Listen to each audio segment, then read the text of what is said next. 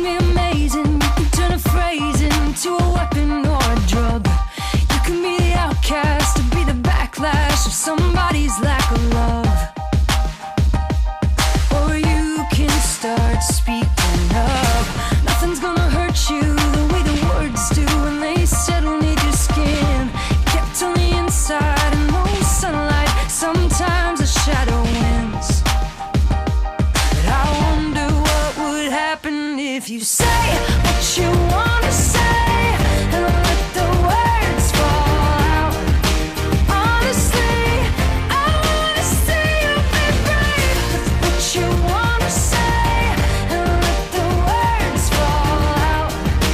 Honestly, I wanna see you be brave. Just wanna see you. I just wanna see you. Just wanna see you.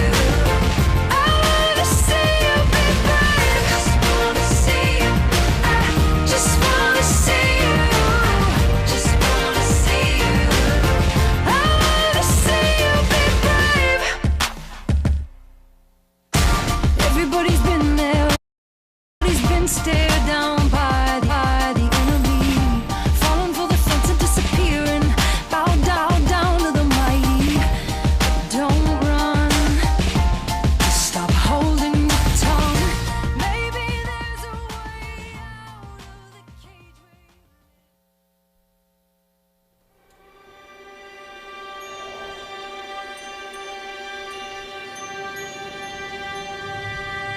智慧就是这样制成的，一种新型的工厂，制造 tokens， 人工智慧的基石。tokens 开拓了一个新领域，带人们步入非凡世界，孕育无限的可能。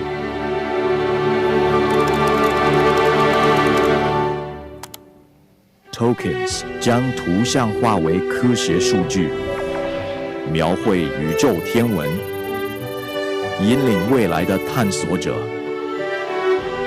在地球上，它复印我们的城市，帮助我们克服今日的困难。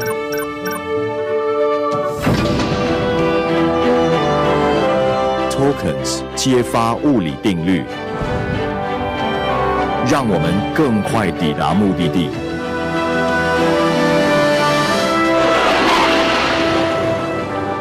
并且不断向前。Tokens 可以提前发现疾病的征兆，助我们揭开生命的奥秘。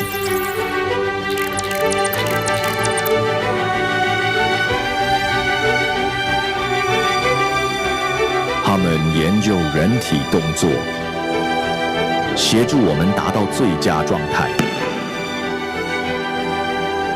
还将现实带入虚拟世界。他们助我们精进技能。有瑕疵的电路板在右边，需要我帮你拿去修理吗？好的，谢谢。Tokens 不仅教会机器人如何行动，还给世界带来欢乐。请把这些送到护理站，为我们提供助力。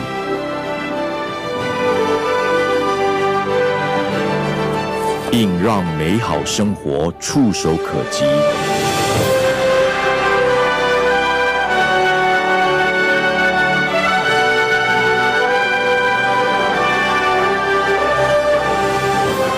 让我们携手并进，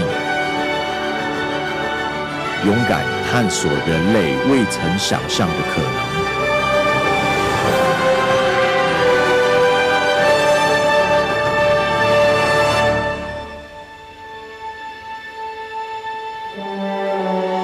这一切都从这里开始。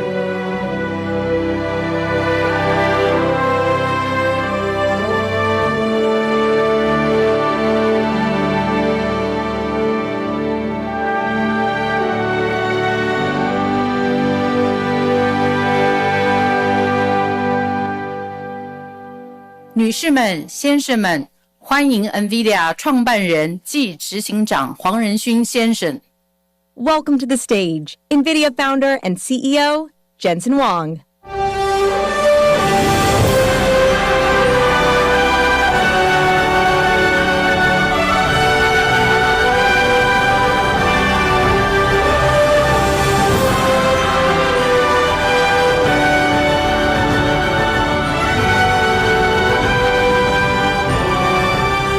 Hello, Taiwan! 大家好吗? It's great to be here. My parents are also in the audience. 我爸爸妈妈来，他们在哪里?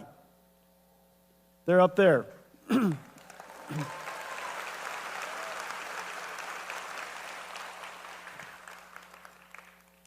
Nvidia has been coming to Taiwan for over 30 years. This is the home of many of our treasured partners and dear friends.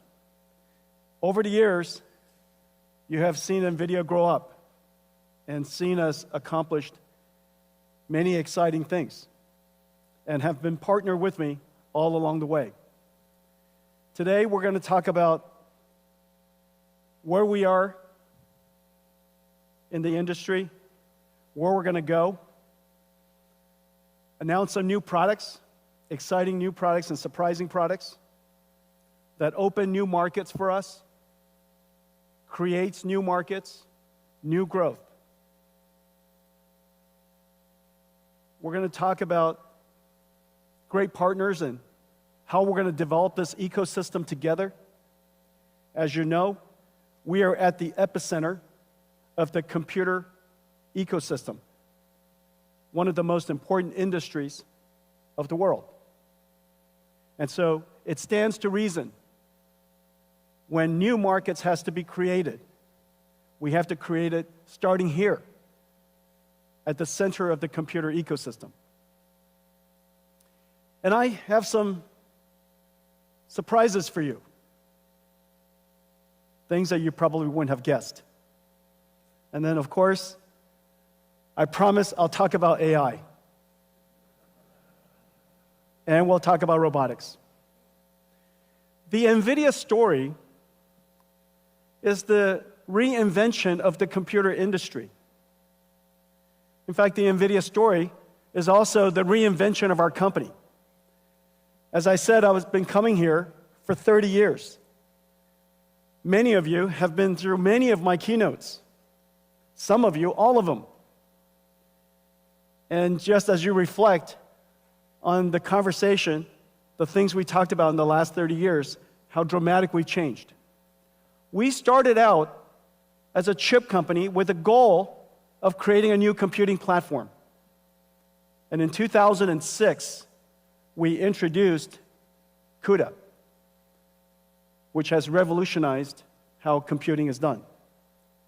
In 2016, 10 years later, we realized that a new computing approach has arrived. And this new computing approach requires a reinvention of every single layer of the technology stack. The processor is new. The software stack is new. It stands to reason the system is new. And so we invented a new system that on the day I announced it at GTC 2006, no one understood what I was talking about, and nobody gave me a PO. That system was called DGX-1. DGX-1, I donated the first one to a nonprofit company called OpenAI. And it started the AI revolution. Years later, we realized that in fact, this new way of doing software, which is now called artificial intelligence, is unlike traditional ways of running software. Whereas many applications ran on a few processors in a large data center, we call that hyperscale. This new type of application requires many processors working together, serving queries for millions of people. And that data center would be architected fundamentally different. We realized there were two types of networks. One for north-south, because you still have to control the storage, you still have to have a control plane, you still have to connect to the outside. But the most important network was going to be east-west. The computers talking to each other to try to solve a problem. We recognized the best networking company in east-west traffic for high-performance computing, large-scale distributed processing, a company that was very dear to our company and very close to our heart, a company called Mellanox, and we bought them 5 years ago, 2019. We converted an entire data center into one computing unit. And you heard me say before, the modern computer is an entire data center. The data center is a unit of computing. No longer just a PC, no longer just a server. The entire data center is running one job. And the operating system would change. NVIDIA's data center journey is now very well known. Over the last 3 years, you've seen some of the ideas that we're shaping and how we are starting to see our company differently. No company in history, surely no technology company in history, has ever revealed a roadmap for 5 years at a time. No one would tell you what is coming next. They keep it as a secret, extremely confidential. However, we realized that NVIDIA is not a technology company only anymore. In fact, we are an essential infrastructure company. And how can you plan your infrastructure, your land, your shell, your power, your electricity, all of the necessary financing around all over the world? How would you possibly do that if you didn't understand what I was going to make?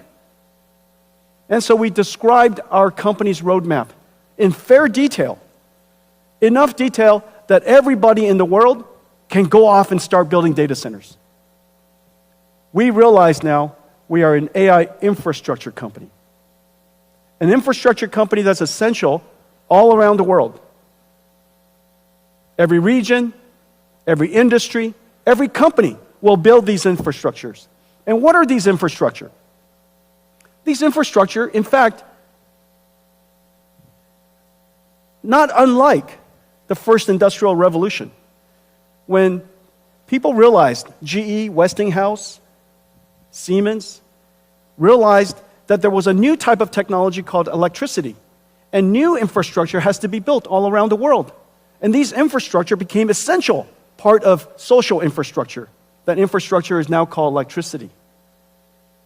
Years later, this is during all of our generation, we realized there was a new type of infrastructure. And this new infrastructure was very conceptual, very hard to understand. And this infrastructure called information. This information infrastructure, the first time it was described, made no sense to anybody. But we now realized it is the internet. And every internet is everywhere. And everything is connected to it. Well, there's a new infrastructure now. This new infrastructure is built on top of the first two. And this new infrastructure is an infrastructure of intelligence. I know that right now, when we say there's an intelligence infrastructure, it makes no sense. But I promise you, in 10 years' time, you will look back and you will realize that AI has now integrated into everything. And in fact, we need AI everywhere. And every region, every industry, every country, every company, all needs AI. AI has now part of infrastructure. And this infrastructure, just like the internet, just like electricity, needs factories. And these factories are essentially what we build today. They're not data centers of the past, a $1 trillion industry providing information and storage, supporting all of our ERP systems and our employees. That's a data center of the past. This is similar in the sense that it came from the same industry. It came from all of us, but it's going to emerge as something completely different, completely separated from the world's data center. And these AI data centers, if you will, are improperly described. They are, in fact, AI factories. You apply energy to it, and it produces something incredibly valuable. And these things are called tokens. To the point where companies are starting to talk about how many tokens they produced last quarter and how many tokens they produced last month. Very soon, we'll be talking about how many tokens we produce every hour, just as every single factory does. And so the world has fundamentally changed. We went from a company, on the day that we started our company, I was trying to figure out how big our opportunity was in 1993. And I came to the conclusion, Nvidia's business opportunity was enormous. $300 million. We're going to be rich. $300 million chip industry to a data center opportunity that represents about $1 trillion to now an AI factory, an AI infrastructure industry that will be measured in trillions of dollars. And this is the exciting future that we're undertaking. Now, at its core, everything we do is founded on several important technologies. Of course, I talk about accelerated computing a great deal. I talk about AI a great deal. What makes Nvidia really special is the fusion of these capabilities. And very especially, the algorithms, the libraries, what we call the Computex libraries. We're talking about libraries all the time. And in fact, we're the only technology company in the world that talks about libraries nonstop. And the reason for that is because libraries is at the core of everything that we do. Libraries is what started it all. And I'm going to show you a few new ones today. But before I do that, let me show you a preview of what I'm going to tell you today. Everything you're about to see, everything, science and artificial intelligence. Nothing you see here is art. It's all simulation. It just happens to be beautiful. Let's take a look.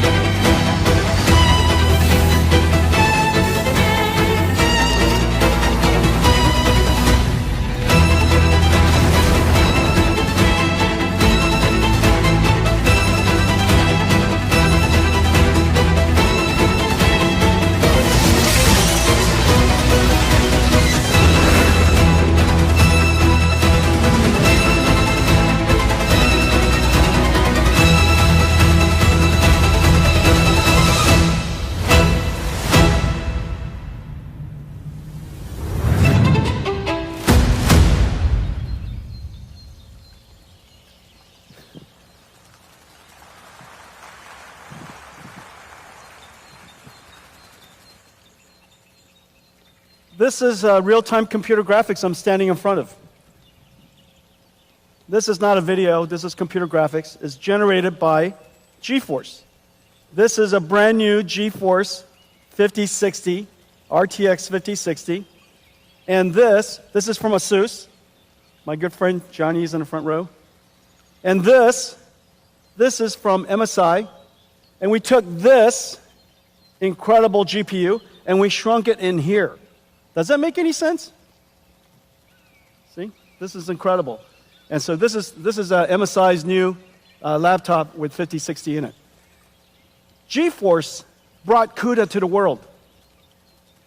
Right now what you're seeing is every single pixel is ray traced.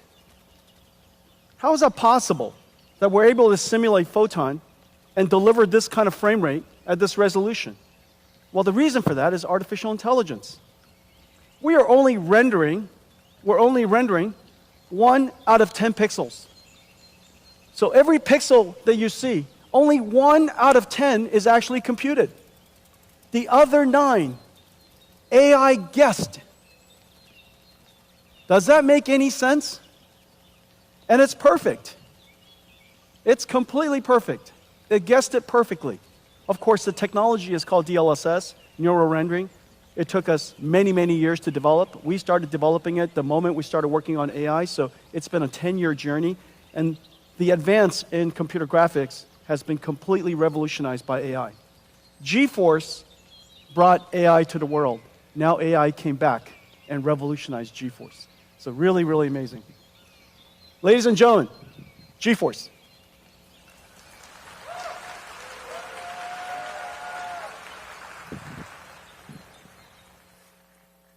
You know, when you're CEO, you have many children. And GeForce brought us here. And now all of our keynotes is 90% not GeForce. But it's not because we don't love GeForce. GeForce RTX 50 series just had its most successful launch ever, the fastest launch in our history. And PC gaming is now 30 years old. So that tells you something about how incredible GeForce is. Let's talk about libraries. At the core, of course, everything starts with CUDA. And by making CUDA as performant as possible, as pervasive as possible, so that the install base is all over the world, then applications can find a CUDA GPU quite easily. The larger the install base, the more developers want to create libraries. The more libraries, more amazing things are done, better applications, more benefits to users, they buy more computers. The more computers, more CUDA. That feedback path is vitally important. However, accelerated computing is not general purpose computing. General purpose computing writes software, everybody writes it in, Python or C or C++, and you compile it. The methodology for general purpose computing is consistent throughout. Write the application, compile the application, run it on a CPU. However, that fundamentally doesn't work in accelerated computing, because if you could do that, it would be called a CPU. What's the point of not just changing the CPU so you could write the software, compile the software, run it on a CPU? The fact that you would have to do something different is actually quite sensible. And the reason for that is because so many people worked on general purpose computing, trillions of dollars of innovation. How is it possible that all of a sudden a few widgets inside a chip and all of a sudden computers become 50 times faster, 100 times faster? That makes no sense. And so the logic that we applied is that we could accelerate applications if you understood more about it. You can accelerate applications if you were to create an architecture that are better suited to accelerate, to run at the speed of light, 99% of the runtime, and just even though it's only 5% of the code, which is quite surprising. Most applications, small parts of the code consumes most of the runtime. We made that observation, and so we went after one domain after another. I just showed you computer graphics. We also have numerics. This is CuPy numeric. This is CuPy is the most pervasive numerical library. Arial and Shona. Arial is the world's first GPU accelerated radio signal processing for 5G and 6G. Once we make it software-defined, then we can put on top of it AI. So now we could bring AI to 5G and 6G. Parabricks for genomics analysis, MO9 for medical imaging, Earth-2 for weather prediction, Quantum for quantum classical computer architectures and computer systems, equivariance and tensor, contraction of tensor mathematics, Megatron. This whole row, this whole column here consists of all of our deep learning and all of our libraries necessary for training as well as inference for deep learning. This revolutionized computing. And it all started with all these libraries. Not just CUDA, but cuDNN. On top of cuDNN, there was Megatron, then TensorRT-LLM, and then now lately, this brand new operating system for large AI factories, Dynamo. cuDF for data frames like Spark and SQL. Structured data can be accelerated as well. cuML, classical machine learning. Warp, a Pythonic framework for describing CUDA kernels, incredibly successful. cuOpt, mathematical operations, optimizations, things like traveling salesperson, the ability to optimize highly constrained, large number of variables, type of problems like supply chain optimization. This is an incredible success. I'm very excited about cuOpt. cuDSS and cuSparse for sparse structure simulators. Those are used for CAE and CAD, fluid dynamics, finite element analysis, incredibly important for EDAs and CAE industry. And then, of course, cuLitho, one of the most important libraries for computational lithography. Mask making could easily take a month. And that mask making process is extremely computationally intensive. And now with cuLitho, we could accelerate that computation by 50 times, 70 times.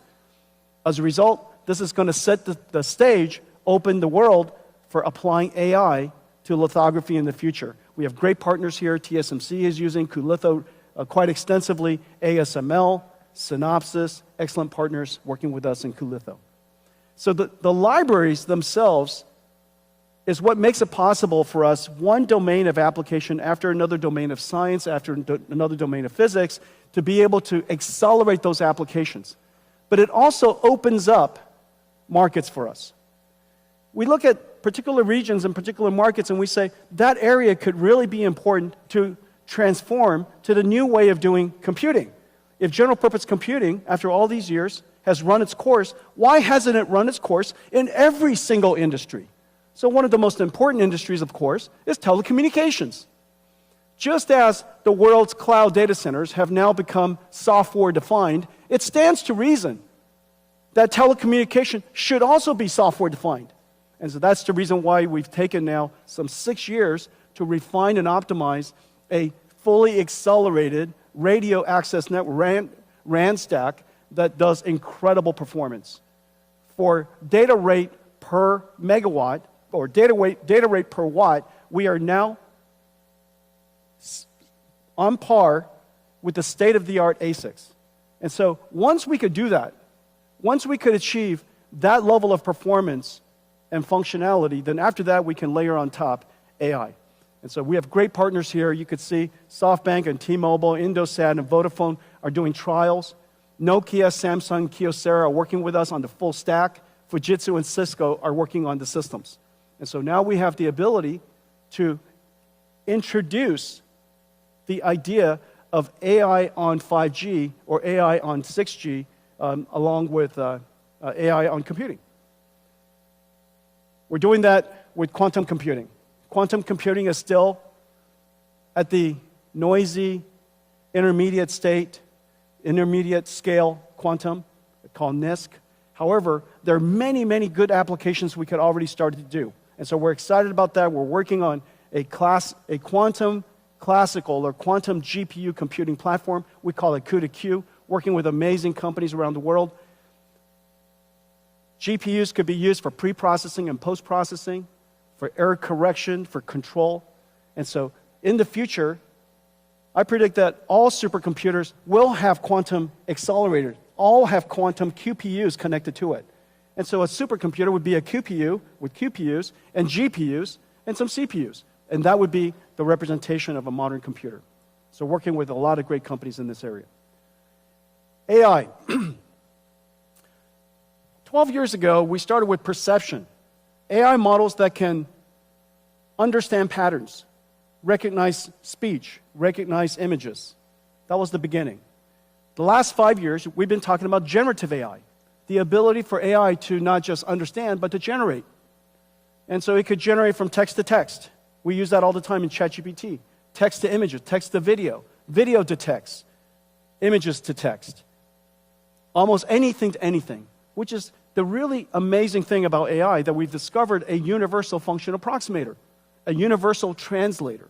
It can translate from anything to anything else if we can simply tokenize it, represent the bits of information.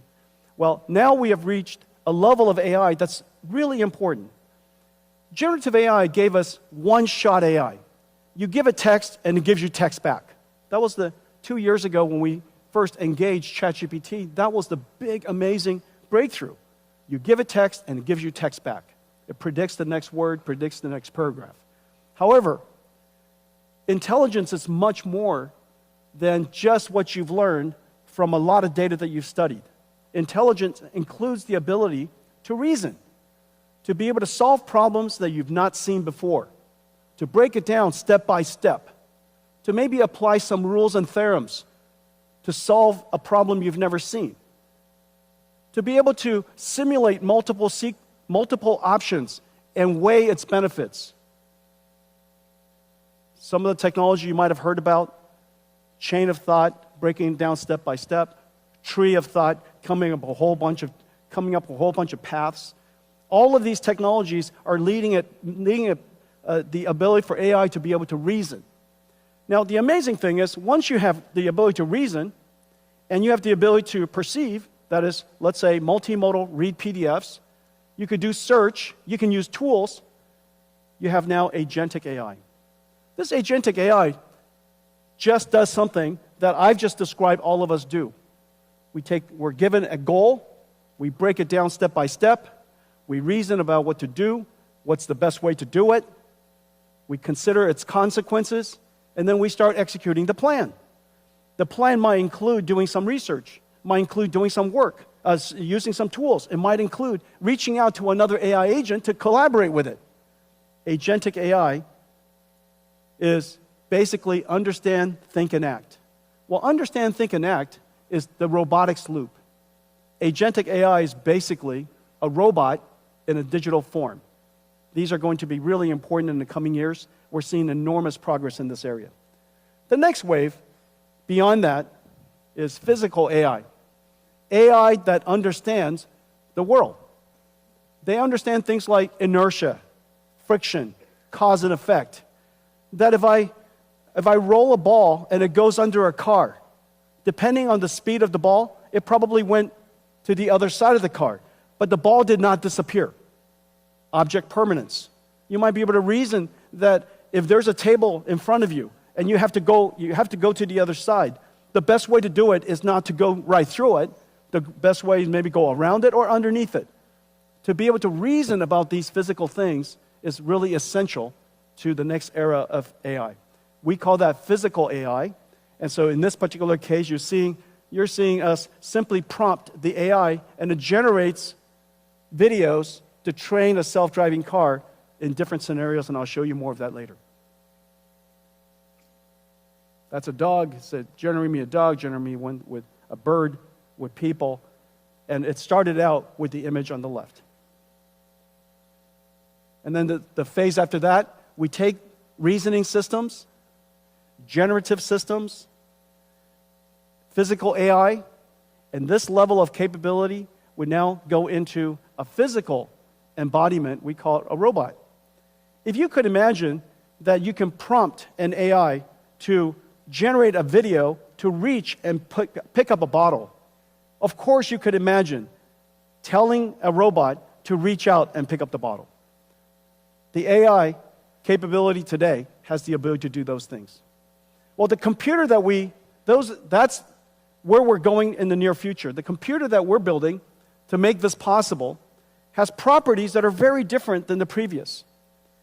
The revolutionary computer called Hopper came into the world about 3 years ago. and it revolutionized AI as we know it. It became probably the most popular, most well-known computer in the world. In the last several years, we've been working on a new computer to make it possible for us to do inference time scaling, or basically thinking incredibly fast. Because when you think, you're generating a lot of tokens in your head, if you will. You're generating a lot of thoughts, and you iterate in your brain before you produce the answer. So what used to be one-shot AI is now going to be thinking AI, reasoning AI, inference time scaling AI. And that's going to take a lot more computation. And so we created a new system called Grace Blackwell. Grace Blackwell does several things. It has the ability to scale up. Scale up means to turn what is a computer into a giant computer. Scale out is to take a computer and connect many of them together and let the work be done in many different computers. Scaling out is easy. Scaling up is incredibly hard. Building larger computers that is beyond the limits of semiconductor physics is insanely hard. And that's what Grace Blackwell does. Grace Blackwell broke just about everything. And all of you in the audience, many of you are partnering with us to build Grace Blackwell systems. I'm so happy to say that we're in full production, but we can also say it was incredibly challenging. Although the Blackwell systems based on HGX has been in full production since the end of last year and has been available since February, we are now just putting online all the Grace Blackwell systems. They're coming online all over the place every single day. It's available in CoreWeave now for several weeks. It's already being used by many CSPs. And now you're starting to see it coming up from everywhere. Everybody's starting to tweet out that Grace Blackwell is in full production. In Q3 of this year, just as I promised, every single year, we will increase the performance of our platform every single year like rhythm. And this year, in Q3, we'll upgrade to Grace Blackwell GB300. The GB300 will increase it's the same architecture, same physical footprint, same electrical and mechanicals, but the chips inside have been upgraded. It has upgraded with a new Blackwell chip. It's now 1.5 times more inference performance, has 1.5 times more HBM memory, and it has 2 times more networking. And so the overall system performance is higher. Well, let's take a look at what's inside Grace Blackwell. Grace Blackwell starts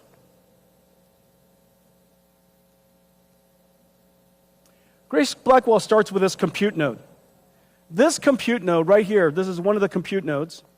This is what the last generation looks like, the B200. This is what B300 looks like. Notice right here in the center, it's 100% liquid cooled now, but otherwise, externally, it's the same. You could plug it into the same systems and same chassis. And so this is the Grace Blackwell GB300 system. It's 1.5 times more inference performance. The training performance is about the same, but the inference performance is 1.5 times more. Now this particular system here is 40 petaflops, which is approximately the performance of the Sierra supercomputer in 2018. The Sierra supercomputer has 18,000 GPUs, Volta GPUs. This one node here replaces that entire supercomputer. 4,000 times increase in performance in 6 years. That is extreme Moore's law. Remember, I've said before that AI, Nvidia has been scaling computing by about 1 million times every 10 years. And we're still on that track. But the way to do that is not just to make the chips faster. There's only a limit to how fast you can make chips and how big you can make chips. In the case of Blackwell, we even connected 2 chips together to make it possible. TSMC worked with us to invent a new CoWoS process called CoWoS-L that made it possible for us to create these giant chips. But still, we want chips way bigger than that. And so we had to create what is called NVLink. This is the world's fastest switch. This NVLink here, right here, is 7.2 terabytes per second. 9 of these go into that rack. And that 9 those 9 switches are connected by this miracle. This is quite heavy. That's because I'm quite strong. I made it look so light, but this is 70 pounds. And so this is the NVLink spine.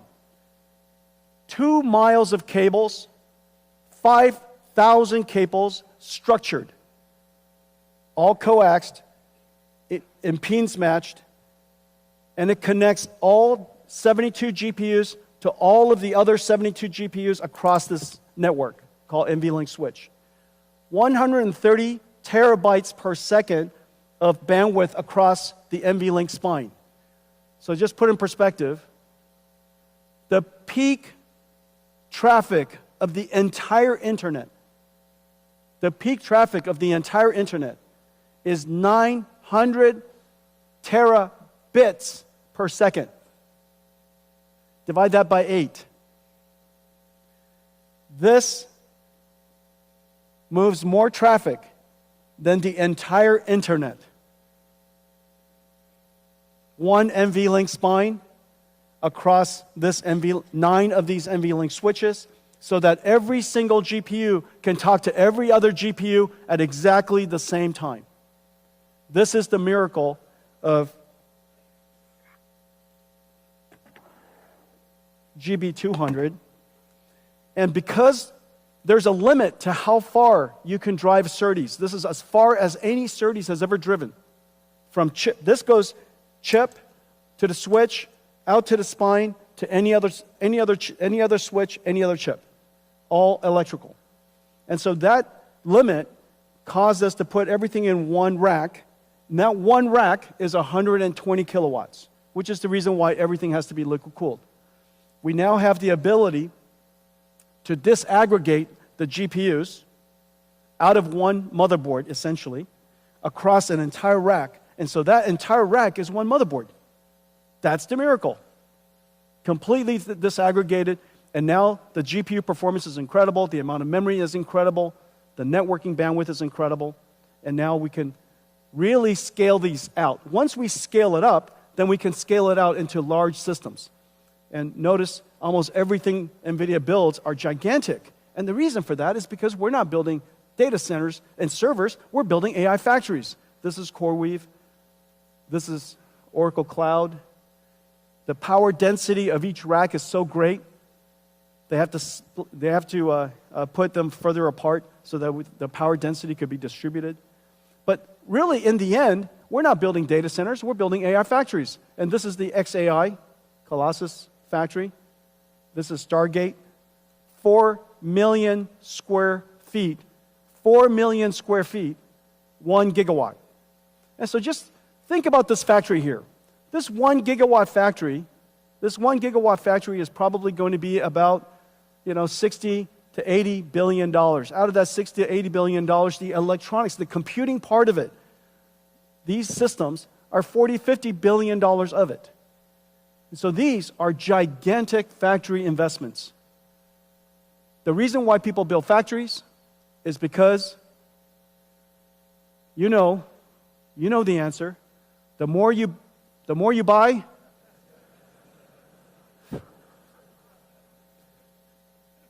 say it with me. The more you buy, the more you make. That's what factories do. Okay.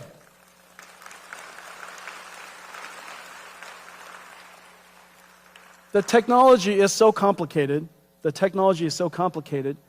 And in fact, just looking at it here, you still cannot get the deep appreciation of the amazing work that's being done in all of our partners and all of the companies here in the audience in Taiwan. And so we made you a movie. I made you a movie. Take a look. Blackwell is an engineering marvel. It begins as a blank silicon wafer at TSMC. Hundreds of chip processing and ultraviolet lithography steps build up each of the 200 billion transistors, layer by layer on a 12-inch wafer. The wafer is scribed into individual Blackwell die, tested and sorted. separating the good dies to move forward. The chip-on-wafer on substrate process, done at TSMC, SPIL, and Amkor, attaches 32 Blackwell dies and 128 HBM stacks on a custom silicon interposer wafer. Metal interconnect traces are etched directly into it, connecting Blackwell GPUs and HBM stacks into each system and package unit, locking everything into place. Then the assembly is baked, molded, and cured, creating the Blackwell B200 superchip. At KYEC, each Blackwell is stress-tested in ovens at 125 degrees Celsius and pushed to its limits for several hours. Back at Foxconn, robots work around the clock to pick and place over 10,000 components onto the Grace Blackwell PCB. Meanwhile, additional components are being prepared at factories across the globe. Custom liquid cooling copper blocks from Cooler Master, AVC, Auras, and Delta keep the chips at optimal temperatures.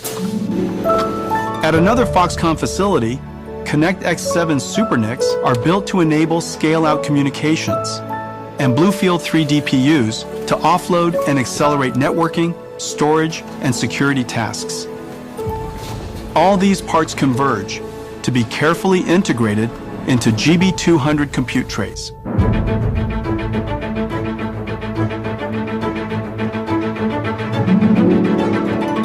NVLink is the breakthrough high-speed link that Nvidia invented to connect multiple GPUs and scale up into a massive virtual GPU.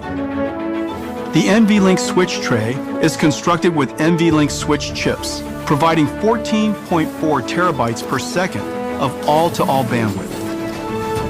NVLink spines form a custom blind-mated backplane, integrating 5,000 copper cables to deliver 130 terabytes per second of all-to-all bandwidth. This connects all 72 Blackwells or 144 GPU dies into one giant GPU.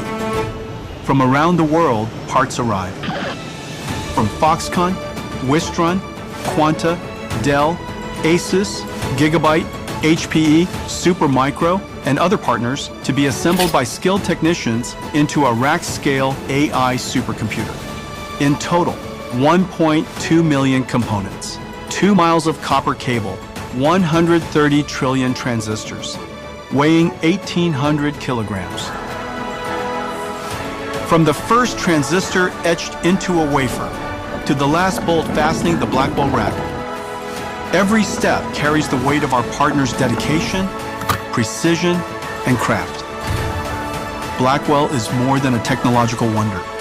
It's a testament to the marvel of the Taiwan technology ecosystem.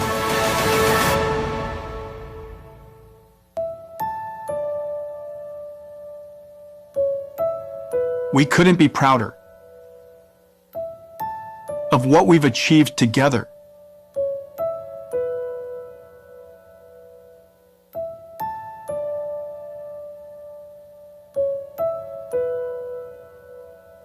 Thank you, Taiwan.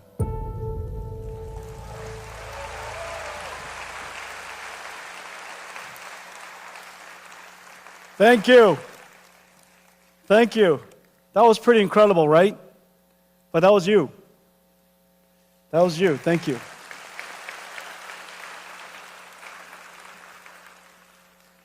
Well, Taiwan doesn't just build supercomputers for the world. Today, I'm very happy to announce that we're also building AI for Taiwan.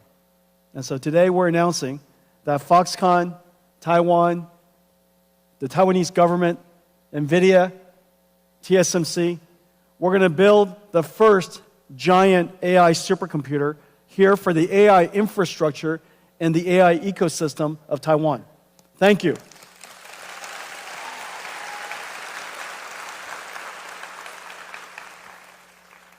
Is there anybody who needs an AI computer?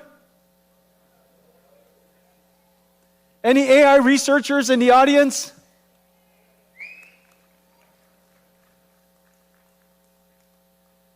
Every single student, every researcher, every scientist, every startup, every large established company, TSMC themselves does enormous amounts of AI and scientific research already. And so Foxconn does an enormous amount of work in robotics. I know that there are many other companies in the audience, I'm going to mention you in just a second, that are doing robotics research and AI research. And so having a world-class AI infrastructure here in Taiwan is really important. All of that is so that we could build a very large chip. And NVLink and Blackwell, this generation, made it possible for us to create these incredible systems. Here's one from Pegatron and QCT and Wistron and WeWin. This is from Foxconn and Gigabyte and ASUS. And you could see the front and the back of it. And its entire goal is to take these Blackwell chips that are, you could see how big they are, and turn it into one massive chip. Now, the ability to do that, of course, was made possible by NVLink. But it understates the complexity of the system architecture, the rich software ecosystem that connects it all together, the entire ecosystem of 150 companies that came together to build this. This architecture and the entire ecosystem in technology, in software, in industry has been the work of 3 years. This is a massive industrial investment. And now, we would like to make it possible for anybody who wants to build data centers. It could be a whole bunch of Nvidia GB200s or 300s and accelerated computing systems from Nvidia. It could be somebody else. And so today, we're announcing something very special. We're announcing Nvidia NVLink Fusion. NVLink Fusion is so that you can build semi-custom AI infrastructure. Not just semi-custom chips, because those are the good old days. You want to build AI infrastructure. And everybody's AI infrastructure could be a little different. Some of you could have a lot more CPUs, and some of it could have a lot more NVIDIA GPUs, and some of it could be somebody's semi-custom ASICs. And those systems are so insanely hard to build. And they're all missing this one incredible ingredient. This incredible ingredient called NVLink. NVLink so that you could scale up these semi-custom systems and build really powerful computers. And so today we're announcing the NVLink Fusion. NVLink Fusion kind of works like this. This is the Nvidia platform, 100% Nvidia. You got Nvidia CPU, Nvidia GPU, the NVLink switches, the networking from Nvidia called Spectrum-X or InfiniBand, NICs, network interconnects, switches, and all of the entire system, the entire infrastructure built end-to-end. Now, of course, you can mix and match it if you like, and we now today make it possible for you to mix and match it even at the compute level. This would be what you would do using your custom ASIC. And we have great partners, I'll announce in a second, who are working with us to integrate your special TPU or your special ASIC, your special accelerator. And it doesn't have to be just a transformer accelerator. It could be an accelerator of any kind that you would like to integrate into a large scale-up system. We create an NVLink chiplet. It's basically a switch that abuts right up to your chip. There's IP that will be available to integrate into your semi-custom ASIC. And then once you do that, it fits right into the compute boards that I mentioned, and it fits into this ecosystem of an AI supercomputer that I've shown you. Now, maybe what you would like is you would like to use your own CPU. You've been building your own CPU for some time, and maybe your CPU has built a very large ecosystem, and you would like to integrate NVIDIA into your ecosystem. And now we make it possible for you to do that. You could do that by building a your custom CPU.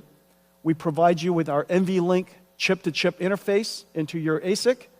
We connect it with NVLink chiplets, and now it connects and directly abuts into the Blackwell chips and our next generation Rubin chips. And again, it fits right into this ecosystem. This incredible body of work now becomes flexible and open for everybody to integrate into.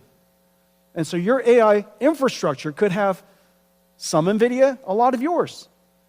A lot of yours, you know, and a lot of CPUs, a lot of ASICs, maybe a lot of NVIDIA GPUs as well. And so in any case, you have the benefit of using the NVLink infrastructure and the NVLink ecosystem, and it's connected perfectly to Spectrum X.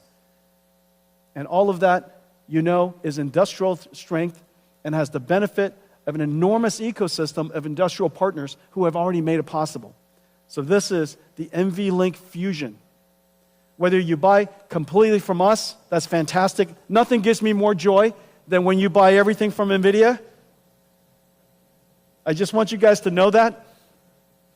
But it gives me tremendous joy if you just buy something from NVIDIA.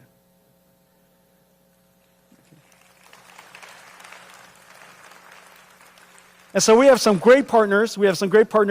L-Chip, Astera Labs, Marvell, and one of our great partners, MediaTek, are going to be partnering with us to work with ASIC or semi-custom customers, hyperscalers, who would like to build these things, or CPU vendors who would like to build these things, and they would be their semi-custom ASIC provider. We also have Fujitsu and Qualcomm who are building their CPUs with NVLink to integrate into our ecosystem. And Cadence and Synopsys, we've worked with them to transfer our IP to them so that they can work with all of you and make that IP available to all of your chips. So this ecosystem is incredible. But this just highlights the NVLink Fusion ecosystem. Once you work with them, you instantly get integrated into the entire larger NVIDIA ecosystem that makes it possible for you to scale up into these AI supercomputers. Now let me talk to you about some new product categories. As you know, I've shown you a couple of different computers. However, in order to serve the vast majority of the world, there are still some computers that are missing. And so I'm going to talk about them. But before I do that, I want to give you an update that, in fact, this new computer we call DGX Spark is in full production. DGX Spark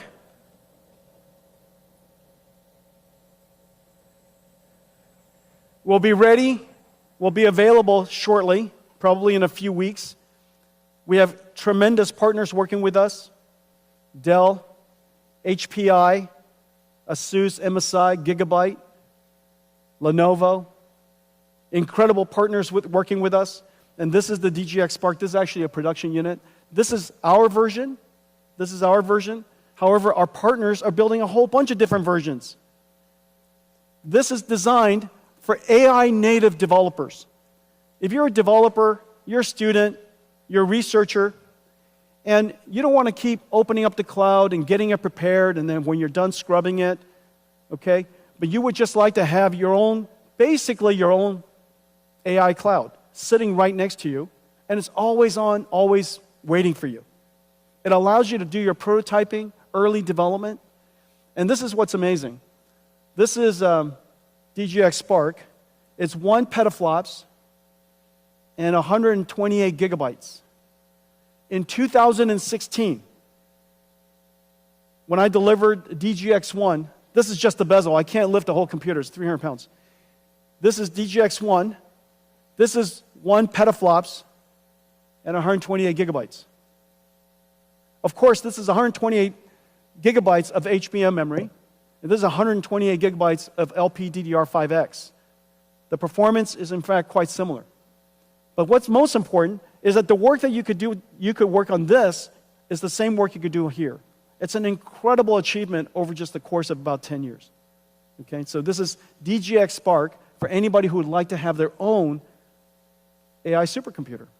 And it's, I'll let all of our partners price it for themselves, but one thing for sure, everybody can have one for Christmas. Okay.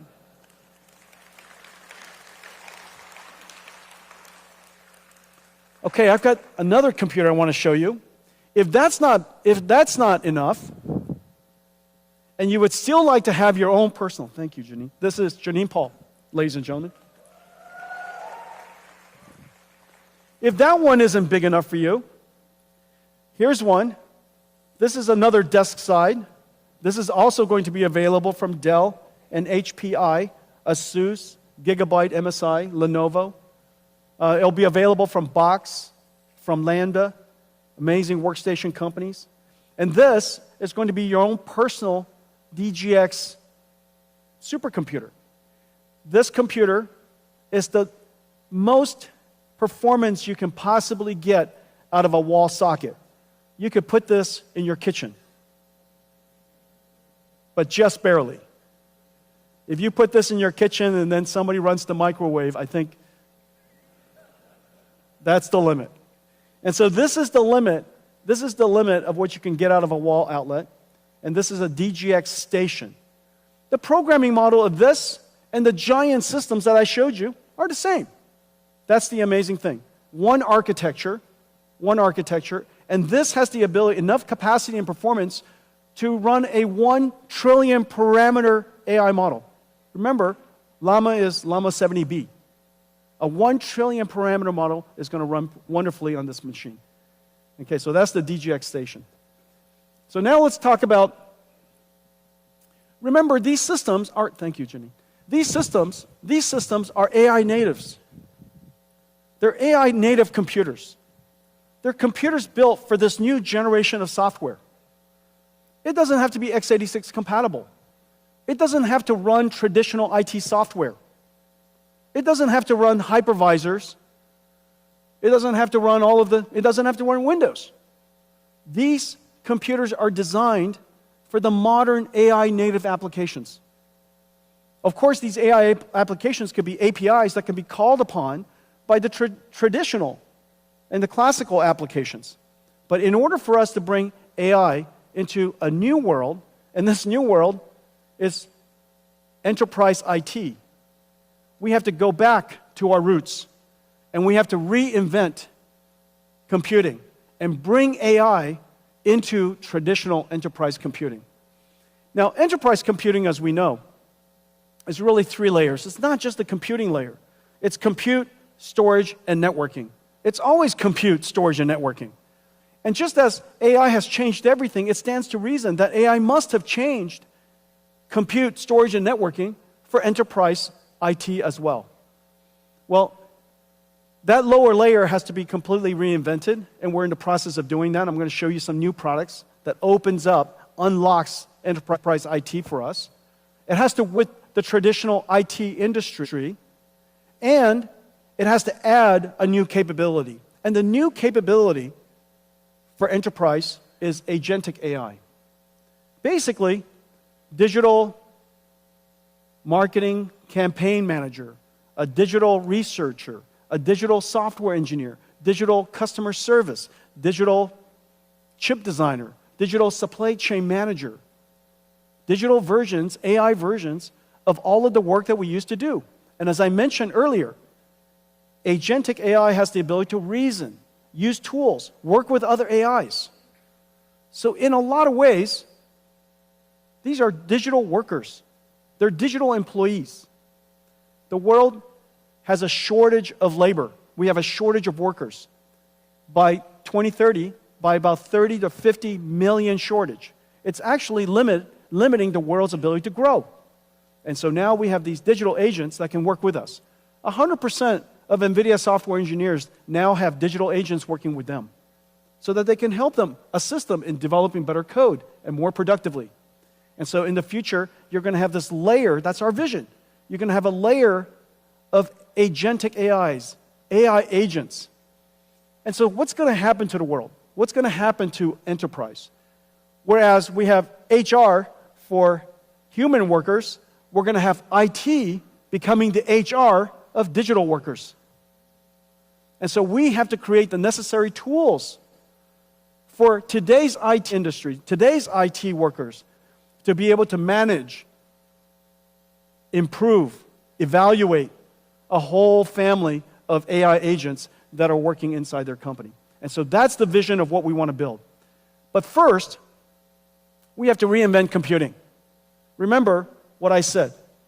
Enterprise IT works on x86.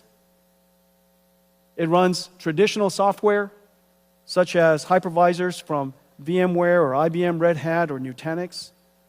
It runs a whole bunch of classical applications. And we need to have computers that do the same thing while it adds this new capability, called Agent AI. And so let's take a look at that.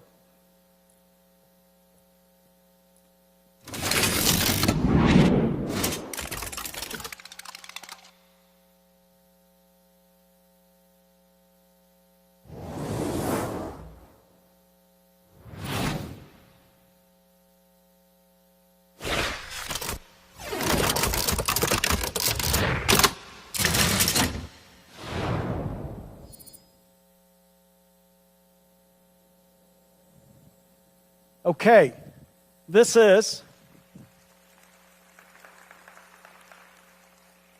the brand new RTX Pro Enterprise and Omniverse server. This server can run everything. It has x86, of course.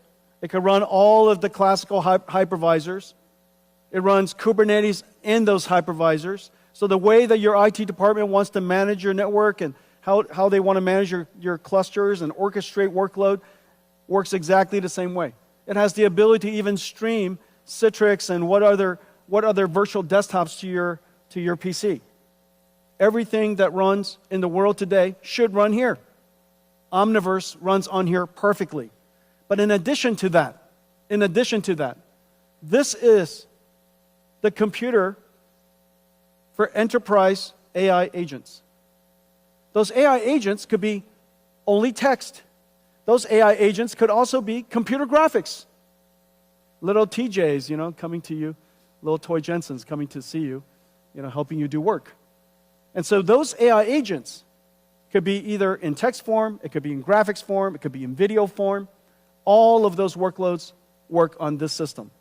No matter the modality, every single model that we know of in the world, every application that we know of, should run on this. In fact, even Crysis works on here. Okay, so anybody who's a GeForce gamer? There are no GeForce gamer in the room.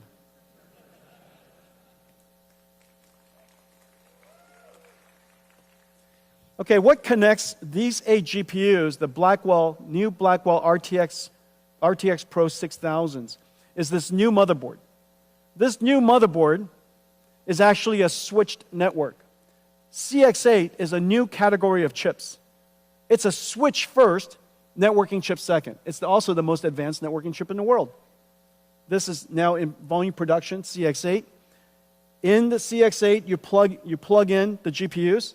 The CX8s are in the back. PCI Express connected here. CX8 communicates between them. And the networking bandwidth is incredibly high at 800 gigabits per second. And this is the transceiver that plugs into here. So each one of these GPUs have their own networking interface. All of the GPUs are now communicating to all of the other GPUs on east-west traffic. Incredible performance. Now, the surprising part is this, how incredible it is. So this is RTX Pro.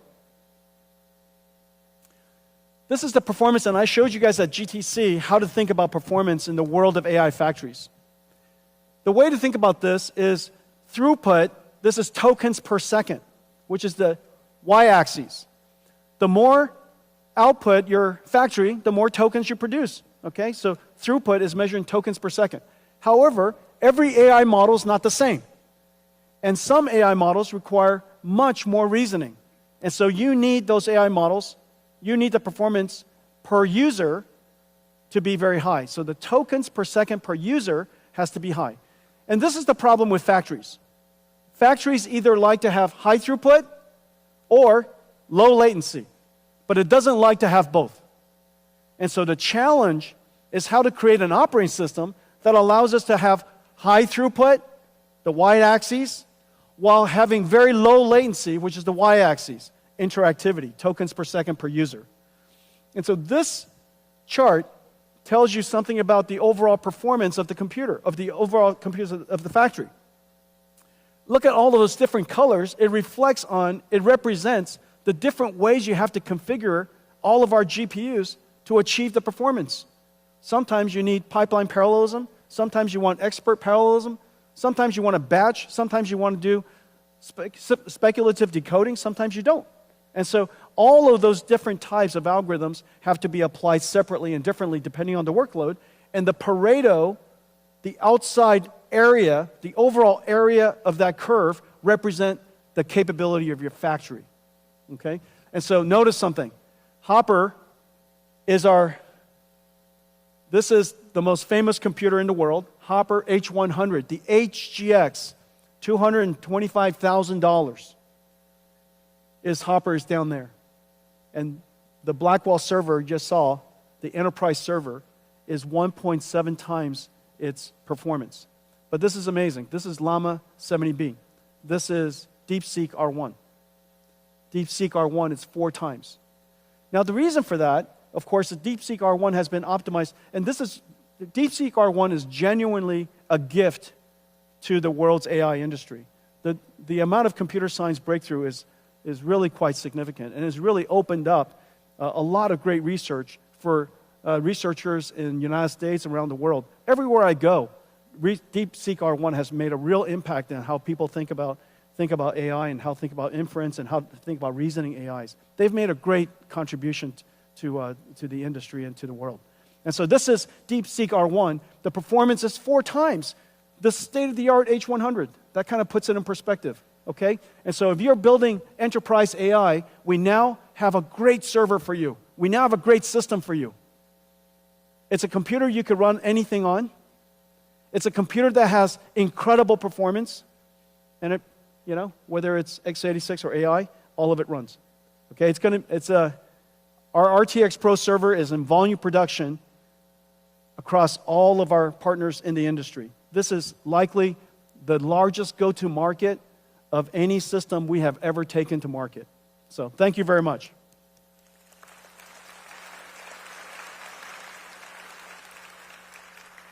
The compute platform is different.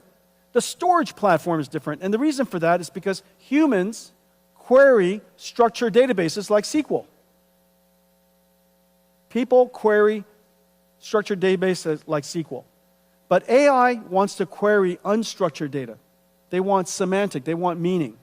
And so we have to create a new type of storage platform. And this is the Nvidia AI Data Platform. On top, just as SQL servers, SQL software, and file storage software from your storage vendors that you work with, there's a layer of very complicated software that goes with storage. Most storage companies, as you know, is mostly a software company. That software layer is incredibly complicated. And so on top of a new type of storage system is going to be a new query system we call IQ, NVIDIA AIQ or IQ. And it's really state-of-the-art, it's fantastic. And working with basically everybody in the storage industry. Your future storage is no longer CPUs sitting on top of a rack of storage. It's going to be GPUs sitting on top of a rack of storage. And the reason for that is because you need the system to embed, find the meaning in the data, in the unstructured data, in the raw data. You have to index, you have to do the search, and you have to do the ranking. So that process is very compute intensive. And so most storage servers in the future will have a GPU computing node in front of it. It's based on the models that we create. Almost everything that I'm about to show you starts with great AI models. We create AI models. We put a lot of energy and technology into post-training of open AI models. We post-train these AI models with data that is completely transparent to you. It is safe and secure data, and it's completely okay to use to train, and we make that list available to you to see. And so it's completely transparent. We make the data available to you. We post-train the models, and our post-trained model performance is really incredible. Right now, downloadable open source reasoning model, the Llama Nemotron reasoning model is the world's best. It's been downloaded tremendously. And also, We also surround it with a whole bunch of other AI models so that you can do what is called IQ, the retrieval part of it. It's 15 times faster than what's available out there, 50% better query results. And so these models are available, all available to you. It's blueprints are, the IQ blueprint are open source. And we work with the storage industry to integrate these models into their storage stack, their AI platform. This is vast. This is what it looks like. I'm not going to go into it. I just want to give you a texture of the AI models that are integrated into their platform. Let's take a look at what VAST has done. Agentic AI changes how businesses use data to make decisions. In just 3 days, VAST built a sales research AI agent using the Nvidia IQ blueprint and its accelerated AI data platform.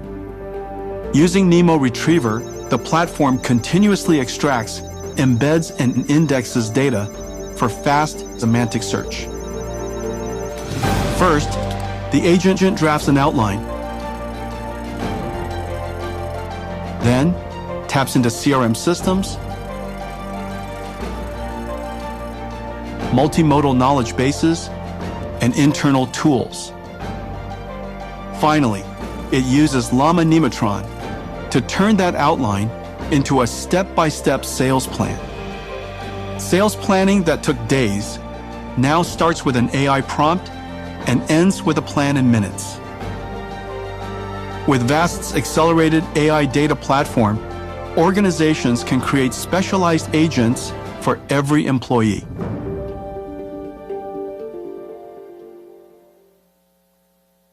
Okay, so that's VAST. Dell has a great AI platform, one of the world's leading storage vendors. Hitachi has a great AI platform, AI data platform. IBM is building an AI data platform with Nvidia NeMo. NetApp is building an AI platform. As you could see, all of these are open to you. And if you're building an AI platform with a semantic query AI in front of it, Nvidia NeMo is the world's best. Okay, so that gives you now compute for enterprise and storage for enterprise. The next part is a new layer of software called AI Ops. Just as supply chain has their ops and HR has their ops, in the future, IT will have AI Ops. And they will curate data, they'll fine-tune the models, they'll evaluate the models, guardrail the models, secure the models, and we have a whole bunch of libraries of models necessary to integrate into the AI Ops ecosystem. We got great partners to help us do that, to take it to market for us. CrowdStrike is working with us. Data IQ is working with us. Data Robots is working with us. You can see these are all AI operations creating fine-tuning models and deploying models for agentic AI in enterprise. And you could see NVIDIA libraries and models integrated all over it. So Data Robots, here's Data Stacks. This is Elastic. I think I heard somewhere that they're downloaded 400 billion times. This is Nutanix. This is Red Hat. This is Trend Micro here in Taiwan. I think I saw Eva earlier. Okay, hi Eva. Okay, weights and biases. Okay, and so that's it. This is how we're going to bring the world and bring to the world's enterprise IT the ability to add AI to everything that you do. You're not going to rip out everything from IT, the enterprise IT organizations, because companies have to run. But we can add AI into it. And now we have systems that are enterprise ready with ecosystem partners, incredible ecosystem partners. I think I saw Jeff earlier. There's Jeff Clark, the great Jeff Clark. Been coming to Taiwan for as long as I have been coming to Taiwan, and has been a partner of yours for a long time. So there's Jeff Clark. And so our ecosystem partners, Dell and others, are going to take this platform, these platforms, to the world's enterprise IT. Okay, let's talk about robots. So agentic AIs, AI agents, a lot of different ways to say it, agents are essentially digital robots. Reason for that is because a robot perceives, understands, and plans. And that's essentially what agents do. But we would like to build also physical robots. And these physical robots, first, it starts with the ability to learn to be a robot. The ability to learn to be a robot can't be done in the physical world productively. You have to create a virtual world where the robot can learn how to be a good robot. That virtual world has to obey the laws of physics. Most physics engines don't have the ability to, with fidelity, deal with rigid and soft body simulation. And so we partner with DeepMind, Google DeepMind, and Disney Research to build Newton, the world's most advanced physics engine. It's going to be open sourced in July. It's incredible what it can do. It's completely GPU accelerated. It's differentiable, so you could learn from experience. It is incredibly high fidelity. It's super real time. And so we could use that Newton engine, and it's integrated into Mujoko. It's integrated into NVIDIA's Isaac Sim.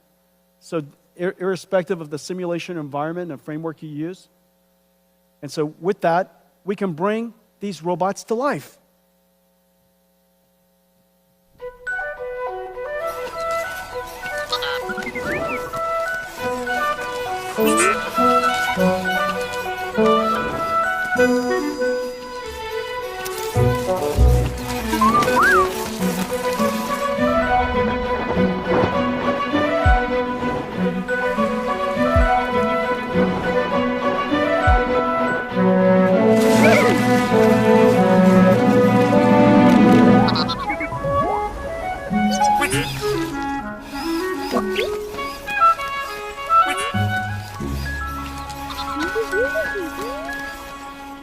Who doesn't want that?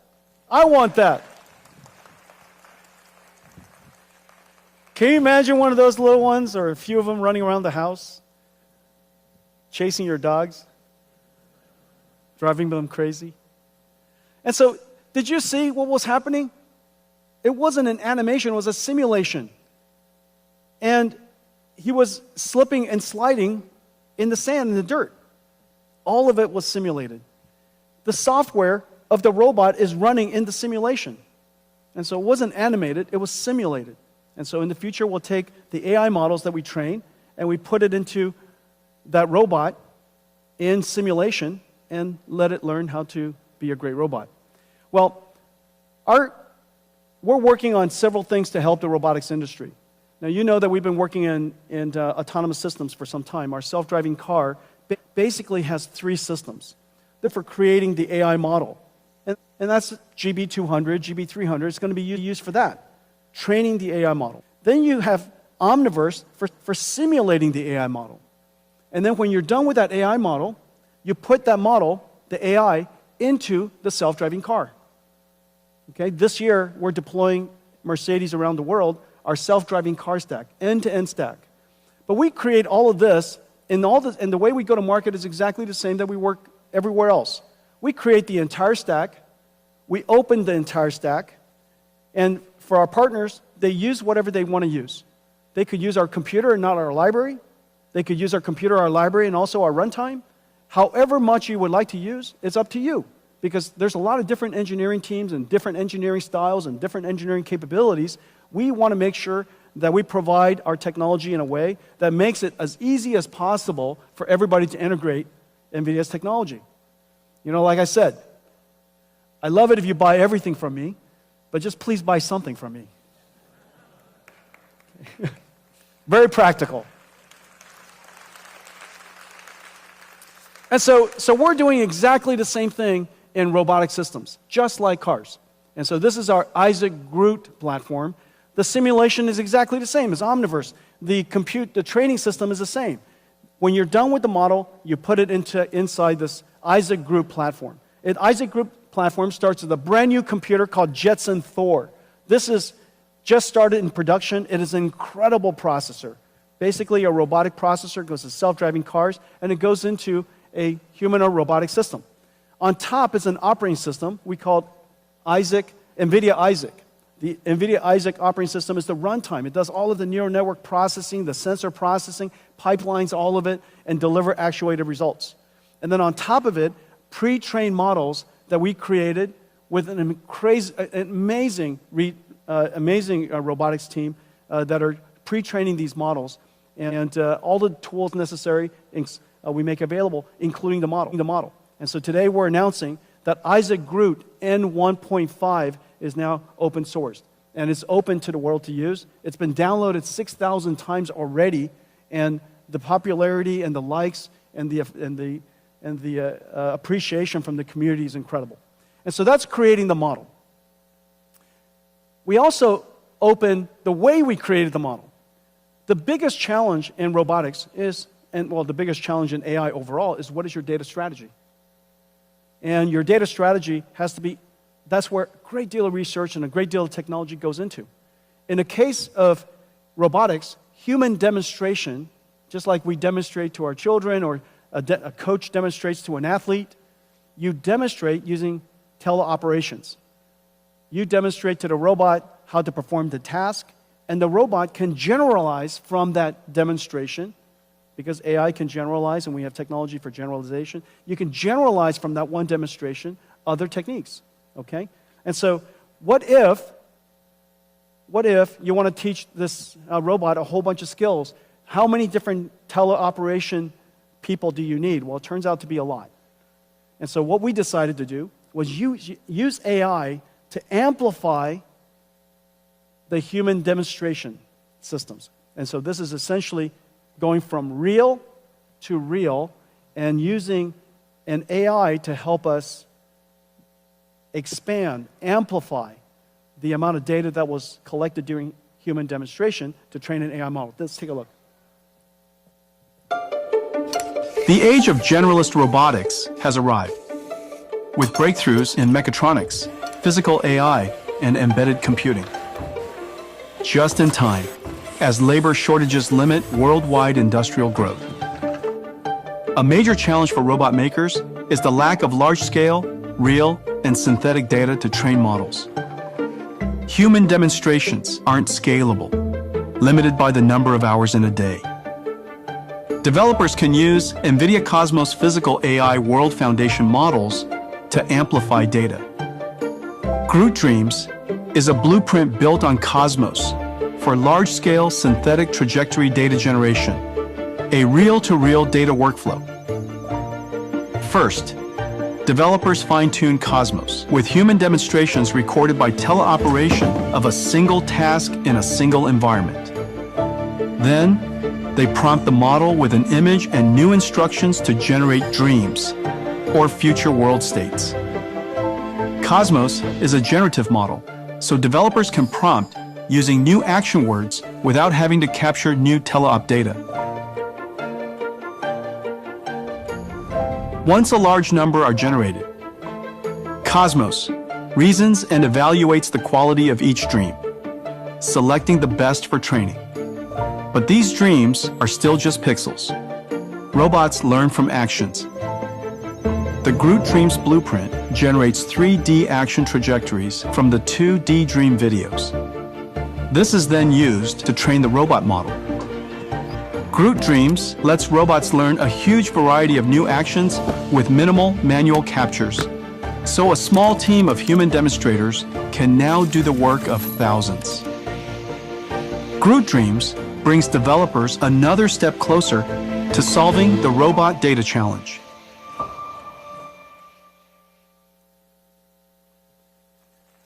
Is that great?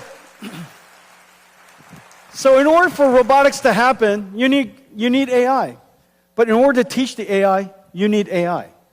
And so this is really the great thing about the era of agents, where we need a large amount of synthetic data generation, robotics, a large amount of synthetic data generation, and skill learning called fine-tuning, which is a lot of reinforcement learning, and enormous amount of compute. And so this is a whole era where the training of these AI, the development of these AI, as well as the running of the AI, needs an enormous amount of compute. Well, as I mentioned earlier, the world has a severe shortage of labor. And the reason why humanoid robotics is so important, because it is the only form of robot that can be deployed almost anywhere brownfield. It doesn't have to be greenfield. It could fit into the world we created. It could do the task that we made for ourselves. We engineered the world for ourselves, and now we could create a robot that fit into that world to help us. Now, the amazing thing about human robotics is not just the fact if it worked, it could be quite versatile. It is likely the only robot that is likely to work. And the reason for that is because technology needs scale. Most of the robotic systems we've had so far are too low volume. And those low volume systems will never achieve the technology scale to get the flywheel going far enough, fast enough, so that we're willing to dedicate enough technology into it to make it better. But human or robot, it is likely to be the next multi-trillion-dollar industry. And the technology innovation is incredibly fast. And the consumption of computing and data centers, enormous. But this is one of those applications that needs 3 computers. One computer is an AI for learning. One computer is a simulation engine where the AI can learn how to be a robot in a virtual environment, and then also the deployment of it. Everything that moves will be robotic. As we put these robots into the factories, remember, the factories are also robotic. Today's factories are so incredibly complex. This is Delta's manufacturing line, and they're getting it ready for a robotic future. It is already robotics and software defined, and now in the future there will be robots working in it. In order for us to create robots and design robots that operate as a fleet, as a team, working together in a factory that is also robotic, we have to give it omniverse to learn how to work together.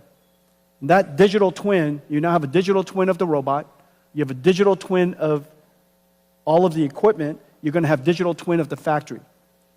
Those nested digital twins are going to be part of what Omniverse is able to do. This is Delta's digital twin. This is WeWin's digital twin. Now, while you're looking at this, if you look at it too closely, you think that it's in fact photographs. These are all digital twins. They're all simulations. They just look beautiful. The image just looks beautiful, but they're all digital twins. This is Pegatron's digital twin. This is Foxconn's digital twin. This is Gigabyte's digital twin. This is Quanta's. This is Wistron's. TSMC is building a digital twin of their next fab. As we speak, they're planned around the world. Over the next 3 years, $5 trillion of new plants. Because the world is reshaping, because reindustrialization moving around the world, new plants are being built everywhere. This is an enormous opportunity for us to make sure that they build it well and cost effectively and on time. And so putting everything into a digital twin is really a great first step and preparing it for a robotic future. In fact, building that $5 trillion doesn't include a new type of factory that we're building. And even our own factories, we put in a digital twin. This is the Nvidia AI factory in a digital twin. Kaohsiung is a digital twin. They made Kaohsiung a digital twin. There are already hundreds of thousands of buildings, millions of miles of roads. And so, yes, Kaohsiung is a digital twin. Let's take a look at all of this. Taiwan is pioneering software-defined manufacturing. TSMC, Foxconn, Wistron, Pegatron, Delta Electronics, Quanta, WeWin, and Gigabyte are developing digital twins on Nvidia Omniverse for every step of the manufacturing process. TSMC with MedAI generate 3D layouts of an entire fab from 2D CAD and develop AI tools on CUOP that can simulate and optimize intricate piping systems across multiple floors, saving months of time. Quanta, Wistron, and Pegatron plan new facilities and production lines virtually prior to physical construction, saving millions in costs by reducing downtime. Pegatron simulates solder paste dispensing, reducing production defects. Quanta uses Siemens Teamcenter X with Omniverse to analyze and plan multi-step processes. Foxconn, Wistron, and Quanta simulate power and cooling efficiency of test data centers with Cadence Reality Digital Twin. And to develop physical AI-enabled robots, each company uses its digital twin as a robot gym to develop, train, test, and simulate robots. Whether manipulators, AMRs, humanoids, or vision AI agents as they perform their tasks, or work together as a diverse fleet. And when connected to the physical twin with IoT, each digital twin becomes a real-time interactive dashboard. Pegatron uses Nvidia Metropolis to build AI agents who help employees learn complex techniques. Taiwan is even bringing digital twins to its cities. LinkerVision and the city of Kaohsiung use a digital twin to simulate the effects of unpredictable scenarios and build agents that monitor city camera streams, delivering instant alerts to first responders. The age of industrial AI is here, pioneered by the technology leaders of Taiwan, powered by Omniverse.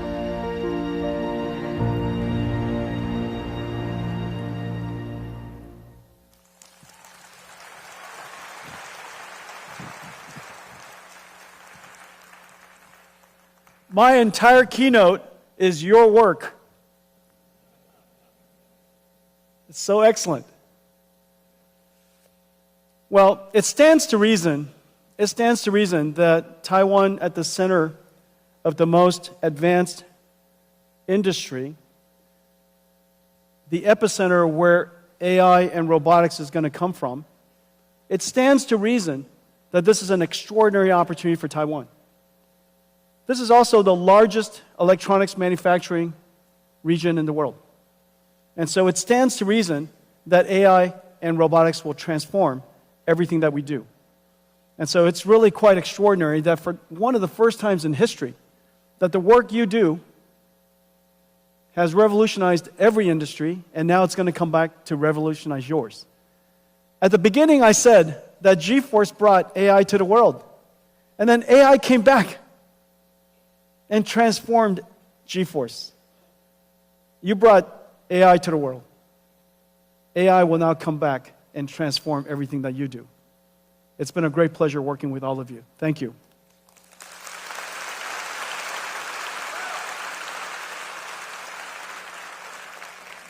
I have a new product. I announced several products already today, but I have a new product to announce. We've been building out in Space Dock for some time. And I think it's time for us to reveal one of the largest products that we've ever built. And it's parked outside waiting for us. Let's see how it goes.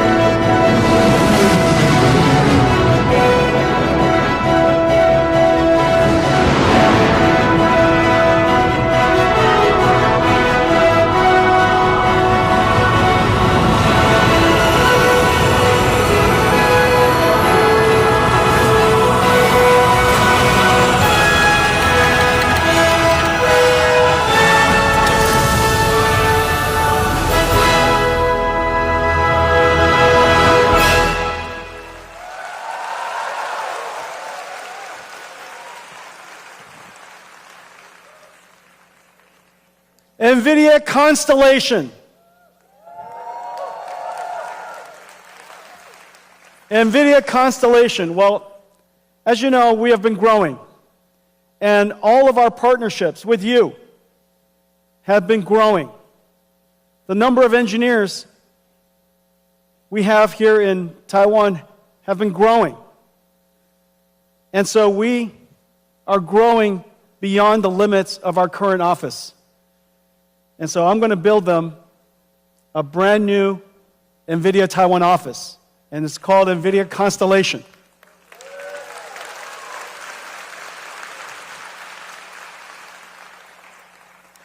We've also been selecting the sites. We've been selecting the sites, and all of the mayors and all the different cities have been very kind to us. And I think we got some nice deals. I'm not sure. It seems quite expensive. But prime real estate is prime real estate. And so today, I'm very pleased to announce that Nvidia Constellation will be at Beitou Shiling.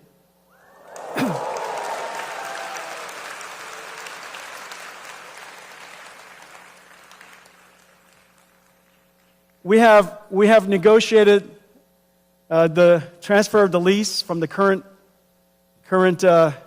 owners of that lease. However, I understand that in order for the mayor to approve that lease, he wanted to know whether the people of Taipei approve of us building a large, beautiful Nvidia Constellation here. Do you?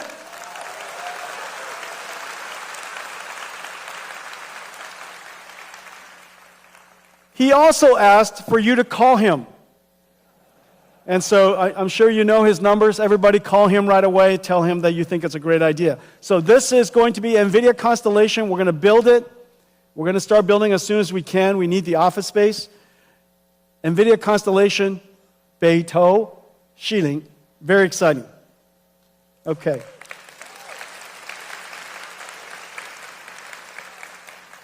Well, I want to thank all of you.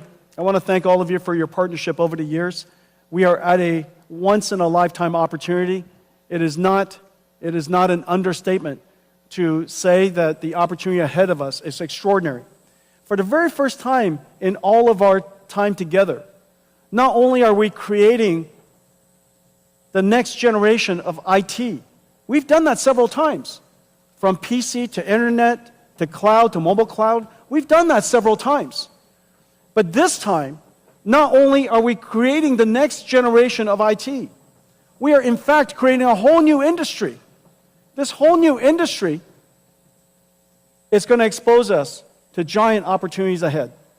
I look forward to partnering with all of you on building AI factories, agents for enterprises, robots, all of you amazing partners building the ecosystem with us around one architecture.